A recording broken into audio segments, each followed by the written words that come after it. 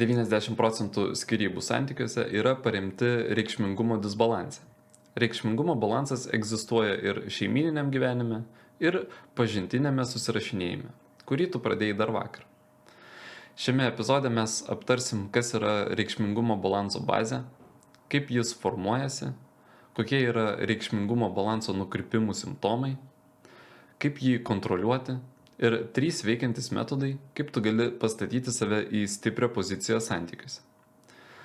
Ir kelios mažos gudrybės. Taigi, pradėkim nuo bazės. Kiekvienas žmogus savyje turi alkio jausmą. Ir tu, ir moteris. Ir jūs abu turit poreikį tą jausmą pasotinti. Bet jeigu tu duodi pakankamai, arba juo labiau perteklinai, merginai susiformuoja refliuksas. Atiduoti galima ir reikia, bet deficitas yra būtina sąlyga tavo stipriai pozicijai ir jos meiliai tau. Kaip iš vis formuojasi reikšmingumo balansas? Viskas prasideda nuo menkniekių. Nuo iš pirmo žvilgsnio visiškai nereikšmingų detalių, veiksmų. Čia galima įsivaizduoti plytas, iš kurių mes planuojam pastatyti visą pastatą. Tos plytos susideda iš to, kas pirmas rašo, kas dažniau rodo iniciatyvą, kad susitikti, kas pirmas užbaigia bendravimą, telefono skambučius, kas dažniau šneka apie jausmus, kas keičia savo grafiką pagal kitą, kad jūs ten galėtumėt susitikti, kas pirmas įkėlė fotkę į Instagramą ar Facebooką, kas pasiūlė pradėti santykius. Vat jau šitam etape tu reikšmingumo balansą formuoji savo rankomis. Egzistuoja mitas, kurio iš vyrų galvų išvedinti niekaip neišeina. Tai mąstymas, kad jeigu moteris yra paklausi tarp vyrų, tai ją suvilioti galima tik per rūpestį, dovanas, o kitaip jį į tave net nepažiūrės. Nors iš tikrųjų, būtent paklausios moteris susiduria su vyriška problema. Nes tų vyrų, kurie yra pasiruošę sukurti joms tą deficitą, nėra. Kodėl? Todėl, kad visi galvoja šabloniškai ir pradeda daryti visas tas pačias klaidas iš eilės. Supraskite, jeigu mes kalbam apie vyro išvaizdą, pinigus, viską, kas susijęs su jo objektyvia verte, tai yra nuostabu. Tai tikrai didelis pliusas. Bet aš tai dažniausiai prilyginu prestižinio universiteto diplomui. Jeigu pas jūs yra diplomas, jums lengviau susirasti kažkokį ten darbą ir pasidaryti karjerą. Bet ar tai tampa garantija, kad tu padarysi tą karjerą? Tikrai ne. O ar būna atveju, kada tu neturi diplomo, bet galiausiai tu pats susikuri savo kelią ir viskas gaudavosi puikiai? Žinoma, kad yra. Objektyvi vyro vertė nėra pagrindinis kriterijus sėkmėje su moterimis. 3 veikiantis būdai, kaip tą reikšmingumo balansą sukontroliuoti. Reikšmingumo balanso kontrolė tai iš esmės savo investicijų valdymas. Tos investicijos tai yra tavo emocinis resursas, galimai finansinis resursas ir laikas, kuris tarp kitko yra pats vertingiausias iš jų visų. Taigi, 3 būdai, kuriais remiantis tu galėsi susikurti savo elgesio modelį ir nuo to atsispirti. Pirmą būdą aš pavadinčiau saugus režimas. Tai yra 70-30%. 30% žinoma tai yra tavo iniciatyva. Čia svarbu, kaip dažnai tu rašai, kaip dažnai tu duodi merginai komplimentus, parodai rūpestį. Ir mergina pradeda prie to adaptuotis ir patenka į meilės režimą. Bet šitą rekomendaciją galima ir kažkiek modifikuoti, kažkiek pakeisti pagal save. Galima pradėti nuo 50-50.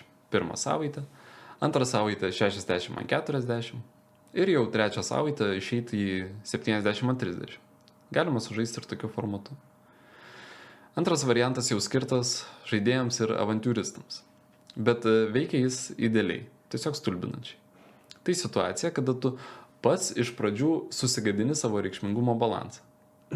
Čia vėl ant 70-30, bet 70% jau iš tavo pusės, arba net 80%. Bet čia svarbu vienas niuansas. Reikšmingumo balanso sugadinimas vyksta ne tuo formatu, kad tu kažkaip demonstruoji merginai savo poreikį, kad tu ten be jos negali gyventi. Tai prie nieko gero neprives.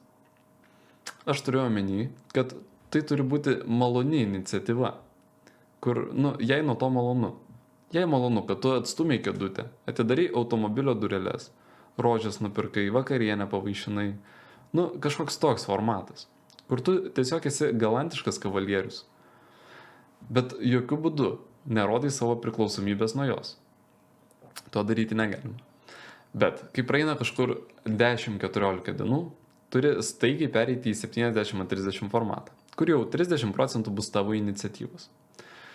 Kokiu momentu tą geriausia padaryti? Čia jau reikia analizuoti konkretų atvejį. Tai labai individualus toks momentas ir jį reikia išjausti. Bet efektas tikrai įspūdingas. Ir trečias būdas, pavadinkim jį šilta-šalta, tai tavo valdomas emocinis chaosas. Kada vieną dieną tu gali daugiau iniciatyvos jai parodyti, kitą dieną tu jau kuri deficitą. Ir tuo pačiu mergina ant viso to užsikabliuoja. Bet šis instrumentas tik atrodo primityvus, kai iš tikrųjų jis reikalauja patirties naudojime ir įgūdžių. Nes čia reikia labai gerai pajausti tuos momentus, kada mes atitolstam, o kada suartėjam. Dar noriu pabrėžti vieną momentą. Internete dažnai galite sutikti rekomendaciją, kad šitą strategiją reikia taikyti kas savaitę. Tipo, vieną savaitę rodo daug dėmesio, o kitą jau kuria deficitą. Bet kas savaitę to daryti neverta. Tai reikia daryti arba kasdieną, arba vieną dieną daug šilumos kontakto ir tada 2 dienas deficito. Atskirą dėmesį noriu išskirti būtent konfliktiniam situacijom. Nes pagal konfliktų rezultatus reikšmingumo balansas gali labai greitai pakrypti į vieną arba kitą pusę. Todėl priimk kaip taisyklę, kad jeigu konfliktinė situacija jau įvyko, tu jokių būdų negali atsitraukti. Nes jeigu tu padarysi tą žingsnį ir nusileisi jai pirmas, tai labai greitai gali priversti prie pilnos santykių pozicijų inversijos. Ir jeigu atvirai, jeigu mes kalbam apie konfliktus, tai harmoningose, sveikose santykiuose, kuriuose tu užimi stiprią poziciją, jų būti iš esmės net negali. Jeigu tie konfliktai būna, tai jau reikia aiškintis. Čia problema arba reikšmingumo balanse, arba partnerio pasirinkime. Labai svarbi informacija. Moteris silpnoj pozicijoje savo norų niekada neatsidurs. Ir tai yra visiškai normalu. Net jeigu pradžioje tu sukūrei kažkokį deficitą, moteris pradėjo daugiau rodyti tavo iniciatyvos, pilnai apsispręsti, kad jie atsidurs silpnoje pozicijoje, santykiuose, padės tik konfliktas. Ir jis gali būti visiškai menkas ir minimalus, bet tu turi to tikėtis ir laukti. Tai yra taip vadinama kova dėl dominavimo santykiuose. Tu lauki to momento ir žinoma, tame konflikte tu turi išeiti nugalėtojas. Svarbu yra pasinaudoti tom konfliktiniam situacijom. Todėl, kai mergina kažkaip nusikalsta, tau nereikia su ja tartis, nereikia diskutuoti, nereikia reikšti savo pretenzijų. Reikia tai tinkamai išnaudoti. Greitai papasakosiu vieną istoriją iš savo gyvenimo. Susipažinau su mergina internete. Iš pradžių nemačiau iš jos pusės kažkokio labai didelio susidomėjimo. Mes susirašinėjom, iniciatyva buvo daugmaž pem. Iš abiejų pusių. Toliau mes susiskambinam su ja ir per telefoną to pokalbio metu ji kažkaip taip nepagarbiai pajokauja, sakykim. Po ko aš už kokių 20 sekundžių tą dialogą uždarau. Pasakau jai, kad gerai, viskas man jau reikia varyti, davai susisiekim vėliau. Po 20 minučių ji jau man rašo. Aš jai neatsakau, už 30 minučių rašo vėl, neatsakau. Paskui jai daina, su kuo tai gali būti susiję, ji puikiai tai supranta, galiausiai ji jau pati manęs atsiprašo, sako, kad daugiau taip nebedarys, aš atsiprašau ten ir taip toliau. Ir po šio mini konflikto aš iškart pajutau, kad reikšmingumo balansas mūsų bendrajame labai stipriai pasikeitė. Į gerąją pusę. Svarbu įvardinti simptomus, kurie rodo mums, kad tavo reikšmė santykiuose krenta žemyn. Atsiradus šiems požymiams, reikia čia ir dabar taisyti situaciją. Tai gali būti situacija, kada moteris pradeda tau rodyti mažiau iniciatyvos, neturi nuotaikos, mažiau rūpesčio, mažiau noro fiziškai kontaktuoti, irzlumas. Jos fokusas gali nuo tavęs peršokti ant kažko kito. Kaltinimai, pretenzijos, negatyvas, užgesusios akys, konfliktai. Jeigu pas tave tai vyksta, tai reikia staigiai skambinti varpais. Teisinga būtų priimti kaip aksiomą, kad moteris, būdama su vyru silpnoje pozicijoje, nėra gabi jo palikti. Taigi, jeigu vakar tave paliko mergina, tai reiškia, kad greičiausiai tas reikšmingumo balansas pradėjo krypti jau labai seniai. Ir tu to tiesiog nepastebėdavai. Arba bandėjai visą tai pagrįsti kažkokiam gyvenimo aplinkybėm. Yra vos 3 scenarijai, kada tavo reikšmė santykiuose krenta žemyn. Jie yra visiškai klasikiniai. Pirmas scenarijus tai kada tavo reikšmė krenta iš lėto. Palaipsniui. Tu to net nepastebi. Viską paaiškini greičiausiai kažkokiam gyvenimiškom aplinkybėm. Ir galų gale tu supratai, kad kažkas ne taip jau tik tada, kai jis sugalvojo tave palikti. Tu padarai visas įmanomas klaidas ir ji tave paliko.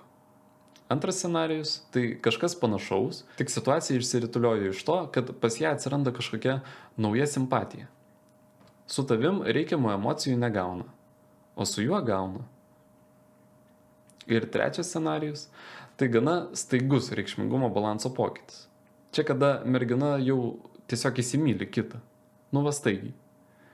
Ir tokiu atveju iš tikrųjų dideli pokyčiai reikšmingumo balanse gali įvykti per vieną savaitę. Bet daugeliu atveju tai vėlgi mums sako apie tai, kad aiškiai silpnoj pozicijai mergina niekada ir nebuvo. Taigi, jeigu jūsų reikšmingumas bus 50/50, kaip dažnai ir būna, tai tokia rizika ji egzistuos. Draugai, aš pasistengiau šitą epizodą padaryti maksimaliai informatyvų ir be jokių papildomų pamastymų ir nukrypimų. Todėl atlikit, prašau, standartinius veiksmus, padėkit laiką, prenumeruokit kanalą ir parašykit, ar jums labiau patinka trumpesni, informatyvesni epizodai, kur viskas struktūrizuota, trumpai ir aiškiai, be jokių papildomų komentarų. Ar visgi geriau sueina epizodai, kur dalinuosi ne tik informaciją, bet stengiuosi ir apžvelgti visus niuansus, kad tai būtų panašiau į diskusijos formatą. Parašykit, kaip jums geriau. Ir ačiū už peržiūrą. Iki kitų kartų.